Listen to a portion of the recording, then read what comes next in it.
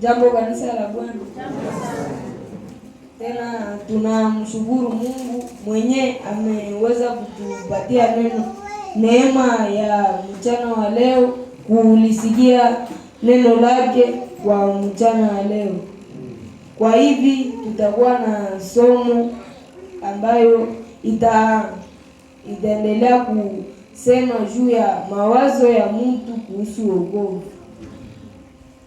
Itaendelea kutuonesha kwamba kama mwanadamu ameokolewa, haiko kwa mawazo yake njo imeacha anapata wokovu, lakini ni Mungu ndiye alikusudia mwanadamu wokovu mpaka mwanadamu akapewa wokovu, lakini ile wokovu ambayo mwanadamu amepewa haikuwa kwa mawazo yake. Tutakuwa na kitabu cha Luka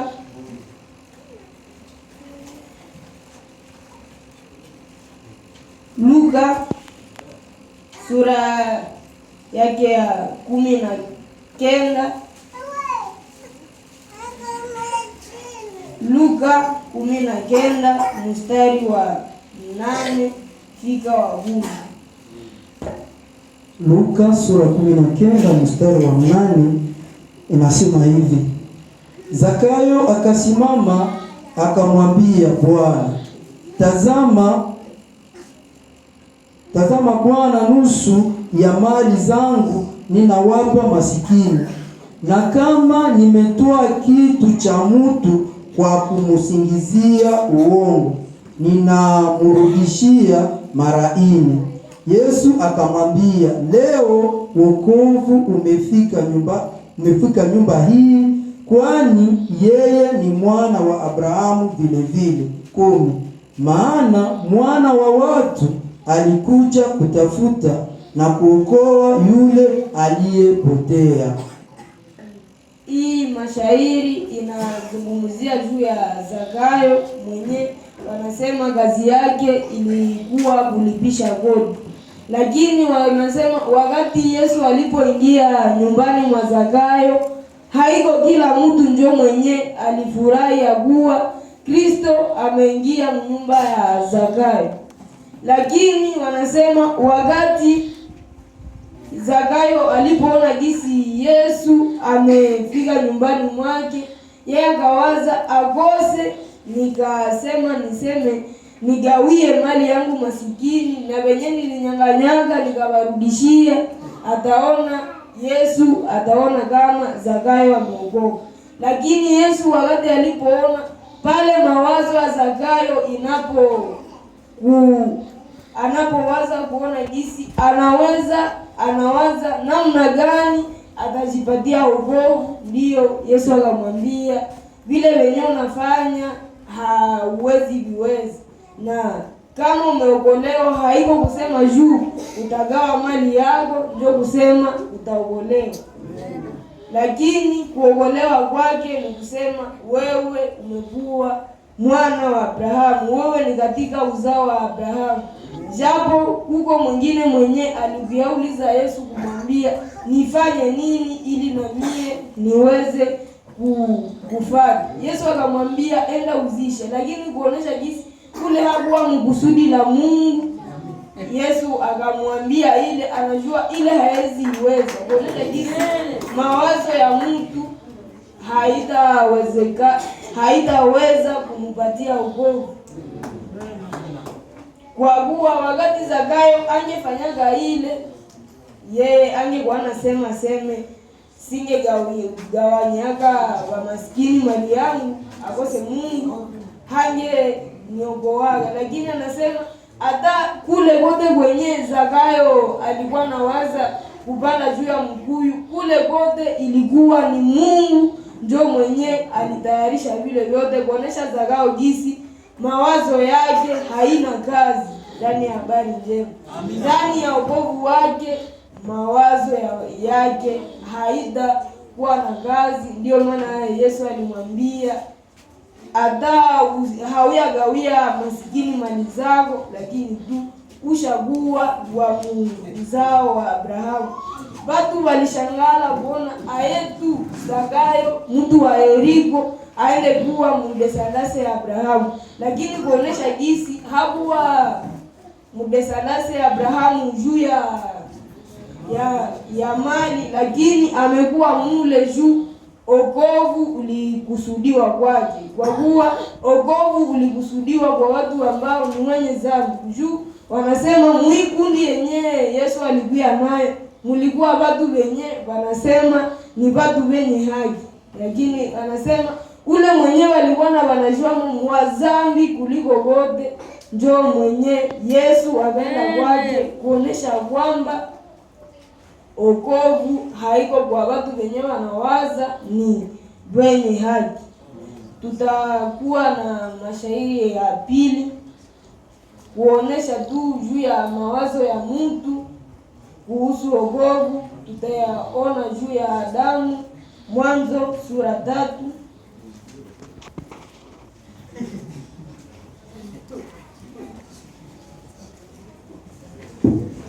Mwanzo sura 3. Mwanzo sura 3 mstari wa 6 fika wa 9. Mwanzo sura 3 mstari wa 6.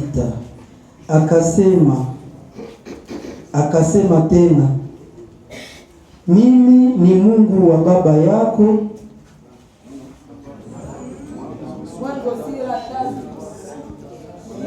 Mwanzo sura 3 shairi la 6. Na wakati mwanamke alipoona ya kama muti ulikuwa mzuri kwa chakula, na ya kama ulipendeza macho, na ya kama ulikuwa muti wa kutamaniwa, akatwaa ya matunda yake akakula, akamupa mume wake vile vile pamoja naye alikula.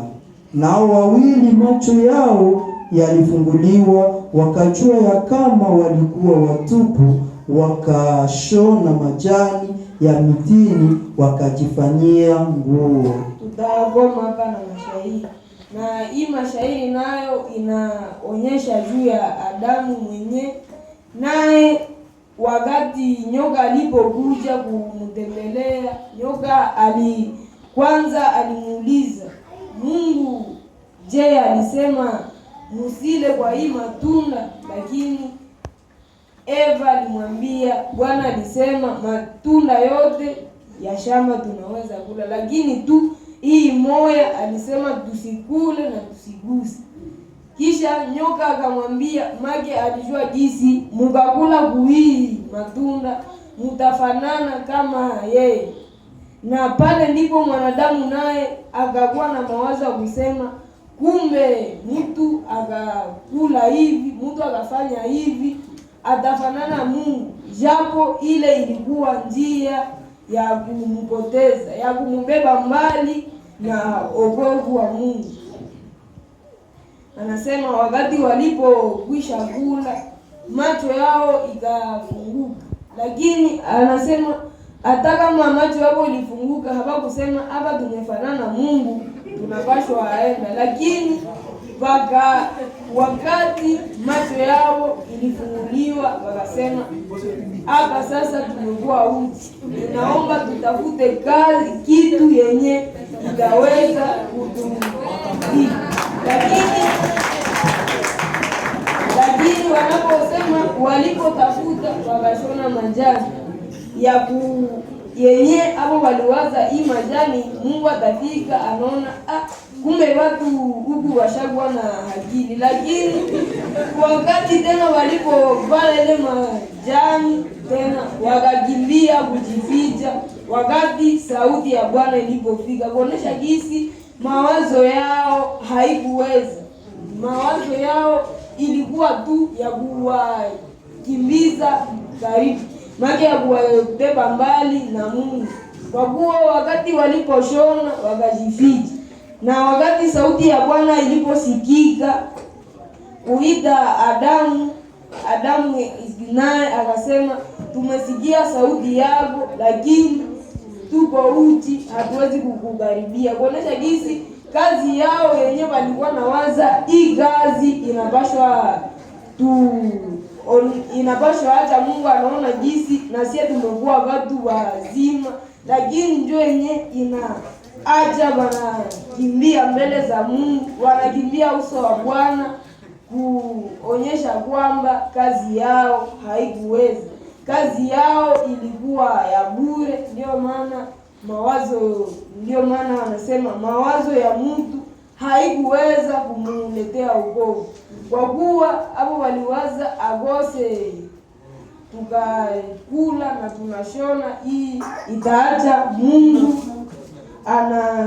anaona jinsi na sisi tushagua saa yeye na sie tushanja jua tengeneza vitu vya bie, na ni kama wakati wa Zakayo, naye aliona jinsi akose saa Mungu ataona seme saa Yesu ataona kushakuwa tena na roho ya mzuri, haingali wewe wa kunyang'anya, akasema wewe ndio mwenye utakuwa katika ufalme wa mbinguni. Lakini haiko hivi, haiko kusema juu hata kwa tena mnyang'anyi na amegawa vitu vyenye alinyang'anyaga ndio amekuwa mwana wa Mungu. Ile haiku acha Kristo aseme wakati utagawa vitu ndio ndasema ushakuwa ushakuwa ndani ya uzao wa Abrahamu. Lakini haikuwa vile, lakini Yesu hakutunga gabule, lakini alimwambia umekuwa ndani ya uzao wa Abrahamu kabla hata haujazaliwa, kabla kuweka misingi ya ulimwengu. Maana kuonesha kwamba huku kwake mwenyewe alikuwa anafanyia kazi, kule alikuwa anafanya kazi, lakini Mungu yeye anajua gisi Abrahamu kama Zakayo atakuwa ni mtu wa uzao wa Abrahamu. Hata kama David huku atatafuta njia za kusema nikafanya hivi agose ndakuaga Yesu ataona gisi na mie nina stahili, na alifanya vile kuonesha na watu wenye walikuwa na zunguka kwenye madirisha kuonesha gisi kweli Zakayo amekuwa mtu mzuri. Lakini wanasema hata kama ile mawazo yake ilikuwa kuwaza kama atajifanya mtu mzuri mwenyewe, watamwambia na wewe umeokolewa juu umekuwa na roho mzuri. Lakini wanasema Zakayo ameokolewa na ile mali yake hata angali nayo. Maana wakati tu iko na ile mali, Mungu alipenda muokoe, kuonesha watu jinsi haiko kusema kama Zakayo amegawa mali njo ataokolewa. Juu hata Zakayo angegawaga hii mali, Yesu anaenda, Zakayo angekosaga atakula nini? Atafanya nini? Angerudiaga tu mkazi. Lakini kuonyesha ya kwamba kama umeokolewa haiko kusema vitu vyenye uko navyo ni vya kutupa, lakini unajua jinsi kama Mungu amekuja kukuokoa. Kama ogovu unafika kwako, hakuna tena vitu vya kusema ndagawania hapa juu nilibebaka vitu vyao. Juu adamye semana gawanya havingeneaga. Ndio Yesu akamuonesha jinsi mawazo yako ni ya kukubeba mbali, haiko ya kuacha uokolewe, lakini itaacha watu wanasema Zakayo kabisa kwenye tumetoka ashakuwa mtu mzuri, ananja gawanya na watu vitu anasema, lakini ile haiko ndio yenye muacha aokolewe. Lakini kuokolewa kwake ni kuwa alikusudiwa wokovu, na kama alikusudiwa wokovu njo Yesu akaona ni kwa huyu ndio wenye ndakuya leo, haiko kwa hawa watu wenye wanajijua ni watu wenye hai. Tutakuwa na mashairi mengine nayo ni ndani ya kitabu cha Mwanzo sura yake ya 11, nayo tu ni kuonesha juu ya mawazo ya mtu, kuonesha jinsi haikuweza kumwokoa. Mwanzo sura 11 mstari wa 3 fika wa 9 inaonyesha nayo juu ya wana wa Babeli jinsi navo waliwazaga nabo ni mawazo yao ndio yenye itaacha wakafika mbele za Mungu. Mwanzo sura 11 mstari wa 3. Mwanzo sura 11 mstari wa 3 inasema hivi: wakasemezana, tufanye matofali na kuyachoma vizuri kwa moto. Wakakuwa na matofali kwa mawe na lami kwa chokaa. Wakasema, tujijengee wenyewe muji na mnara kichwa chake kifike mbinguni, na tujifanyie china, hata tusisambazwe juu ya uso wa dunia nzima. Bwana akashuka akaona muji na mnara wana wa watu waliojenga. Bwana akasema, tazama, wao ni taifa moja, nao wote wana lugha moja, na maneno haya wanaanza kuyafanya. Basi sasa hakuna kitu kitakachowazuiza wanachokusudi kufanya. Tushuke tuwachanganyie usemi wao, wasisikilizane lugha. Hivi Bwana akawasambaza toka kule juu ya uso wa dunia nzima, wakaacha kujenga muji. Kwa hivi jina lake liliitwa Babeli, kwa sababu Bwana akachanganya usemi wao dunia nzima pale, na toka pale Bwana akawasambaza juu ya uso wa dunia nzima. Na hii mashairi nayo inasema juu ya watu navo au sasa habakuwa wambili ama mmoja, au wanasema walikuwa wengi. Na hawa watu muko wenye walikuwa na wameona gharika ya Noa jinsi imeharibisha ulimwengu. Wakaona maki kama Mungu atasemaga anaharibisha ulimwengu hivi na atafikaka mdunia hamkuwe watu tena. Wakawaza tujijengee munara. Anasema ile munara kichwa chake kifike mbinguni. Wakati mvua itafika tutakimbia sie wote. Anakuta kula yake iko na nyesha tu huku hayo peke. Lakini wanasema wakati Mungu alipoona mawazo yao, akaona mawazo yao yenyewe wanafanya ilikuwa upumbavu, kwa kuwa waliwaza wanaweza kwepa hukumu ya Mungu. Na wakati alipoona ile, akaona hawa watu kitu yenyewe na basumbua ni lugha moja, na wote wanaishi fasi moja, japo wanasema walijenga ile munara kusema wasisambazwe. Anasema walijenga ili wasisambazwe kwa uso wa dunia, lakini Mungu yeye aliona vitu vyenye mwanadamu anaanza waza kufanya katika dunia ni vitu vyenye haviwezekani, ni vitu vyenye naye kwanza hakuwaza huku mbele tukafikia huku, eske tutaweza kweli tu kufika kwa Mungu. Lakini yeye akawaza tu, nikajenga ndafika yulu ninakuta Mungu. Wakati anaposema anashusha gula, anakuta hakuna watu wenye ile kule napashwa aribu. Anasema sasa wakati Mungu alipoona ile, akaona jinsi mawazo ya mtu haiwezi kumogoa, haiwezi kumogoa, kuwa anasema wote walikuwa na lugha moja, wote waliishi fasi moja. Ndipo akaona hawa ni kuwachanganya lugha. Lakini wanasema wakati tu lugha zilipochanganyika, kila mtu akaenda wake, na munara hakuna mwenye aliendeleshaga mpaka leo, kuonesha jinsi mawazo yao ilikuwa haiwezi kuwafikisha wapi. Mawazo yao ilikuwa upotevu. Waliwaza akose tukafanya hivi, Mungu hakuna tena kwenye atasemaga seme nina bania watu wapi. Atasema na wabana huku anawakuta washafika kwake. Lakini anasema ile mawazo yao ilikuwa upotevu, ilikuwa kuonesha jinsi make mwanadamu anawaza kujitafutia ogovu, ijapokuwa ogovu inakuja kwa neema. Ogovu ilikuwa imekusudiwa kwa mwanadamu.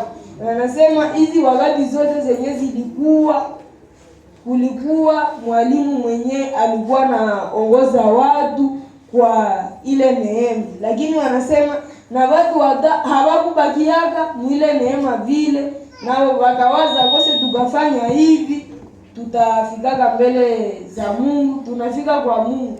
Wakaanza kuwaza akose tukatoa sadaka, ile sadaka itaacha tunafika kwa Mungu, lakini ile yote haikuweza. Anasema na hata kama walikuwaga na toa ile damu, kitabu cha Waebrania ndio kinasema ile damu hata kama ilikuwa natolewa kila mwaka, na wanasema ile haiko kusema ilikuwa naondoa dhambi, lakini ilikuwa kumhukumu na dhambi. Juu wakati wanapotoa ile damu kila mwaka, wangesema ile damu ingekuwa kama inasema ni damu ya kuokoa, wangetoaga ya kwanza. Mtu anatoa ya kwanza anasema mage hapa sitatoaga ingine juu Mungu amesamehe dhambi. Lakini wanasema tena kwa nini ende toa mwaka ingine? Kwa kuonyesha jinsi ile yake ya kwanza haikufanya dhambi, haikufanya kazi, lakini anaenda toa ingine. Wanasema atafikaka kumuda wa kukufa, zile zote zenye alitoaga hakuna namna yenye anakuwa rasile kama ile toshaka dhambi, kwa kuwa ni mawazo ya Mungu. Mawazo ya mtu kazi yayo tu mwisho inawaga kutoka bure, kwa kuwa kitabu cha Waebrania kinaonyesha na ingine problemu yenyewe ilikuwa na haja ile damu haiitikiwe mbele za Mungu, ilikuwa natolewa pale ambapo wanasema ni patakatifu papatakatifu, lakini palipojengwa na watu, na kujengwa kwa watu kwanza njo inaacha inakuwa inamaliza utukufu wake. Lakini wanasema wakati Kristo alipokuja kutoa dhabihu, kuwa dhabihu, alikuja patakatifu ambapo kulitengenezewa na Mungu pekee, kuonyesha jinsi Mungu mwenyewe ndiye anaweza kuondoa dhambi za wanadamu. Hakukuja tena pale palipotengenezewa na watu, lakini alikuja palipotengenezewa na Mungu kuonesha watu jinsi dhambi imekwisha. Na wanasema kama angesemanga ya kuwa anafata kama sheria kisi ilivyokuwa nasema kutoa kila mwaka, lakini wanasema Kristo angekuwaga na kuya jitoa kila mwaka anakufa, lakini wanasema ile haina tena kazi kutoa tena dhabihu, kwa kuwa ile limoya tu ya Kristo inatosha kwa siku zote.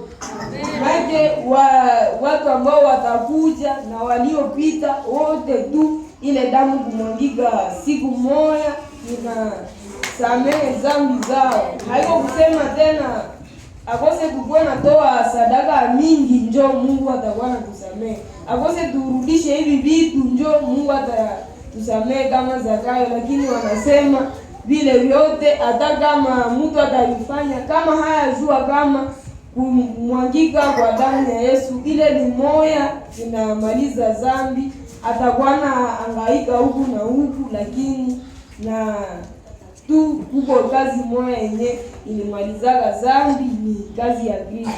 Na hata kama mtu alikuwaga na haiko pale, ile kazi ilimaliza dhambi zake, kwa kuwa kuna mashairi ambayo nasema kama kwa njia ya damu watu wote walitenda dhambi, na kwa njia ya mtu mmoja ambaye ni Kristo dhambi zinaweza kuondolewa kwa watu wote. Tuonesha jinsi hakuna mtu mwenye atasemanga Kristo amekufa na mie ni kufe kwa watu, juu zambi zenye ziko na kuya muhimu miaka ziishe, lakini hakuna mwenye atafanyaga hivi kwa kuwa Kristo amekufa, na hata kama alikufa zamani hakuna mnyeke mwingine mwenye atasemaga mwenye nakufia muhimu miaka juu ile damu ilishaga zamani. Hiyo anasema na hata kama Kristo alikufa kule zamani, haiko kusema kama amekufa na damu yake imesha pale. Wanasema hata na ule mwenye alimchimikaga ile mkuki, ile damu napasha kuwa ilimurukiaka hapo, lakini haiko kusema naye ameokolewa katika ile damu. Ile damu haikuosha kila mtu, lakini ni wale ambao walikusudiwa wokovu na Mungu, ni wale ambao walikuwa ndani ya kazi ya Kristo, ambao walikusudiwa kama Zakayo. Haiko kusema walisemaga hapo watarudisha vitu vyenyewe walikuwa wamebeba, lakini wameokolewa kwa neema. Ni neema njoo iliacha Zakayo anaokolewa, na kama anaokolewa kwa neema, hautasikiaga Zakayo anaenda seme mie, lakini singesemaga nafanya hivi dhambi zangu hazingeondolewa. Lakini haiko vile, kwa kuwa Zakayo hazienda jitapa kusema singepandaga kumkuyu Yesu angenionaga, lakini wanasema vile vyote alikuwa anavifanya kwa kuwa alikuwa na sukumwa na Mungu. Haiko kusema juu amepanda yulu ndio kusema Mungu amemusameza Mungu Yesu atafika katika nyumba yake. Ni kama Adamu wakati alipojificha, haiko kusema juu alijificha na kujishonea ndio Mungu akasema juu baba wamenijishonea anania kose nibashonee ingine, lakini hii ingine ilishonewa ile ngozi yenyewe walibashonea mbele wawafukuze. Ile haikukuwa kwa kuwa hapo walishonea ya kwanza, lakini ilikuwa tu neema ya Mungu kuwatafutia wengine nyama yenye atatengeneza ngozi yake ili awavike. Kwa kuwa wakati walipofanya dhambi nyama zilikuwa mule, kila kitu kilikuwa mule, lakini hao hawakuwa na mawazo ya kuambia, lakini si tukachinja kondoo moja tunaweza jivika, lakini hawakuwaza ile, lakini iliomba kwanza Mungu afike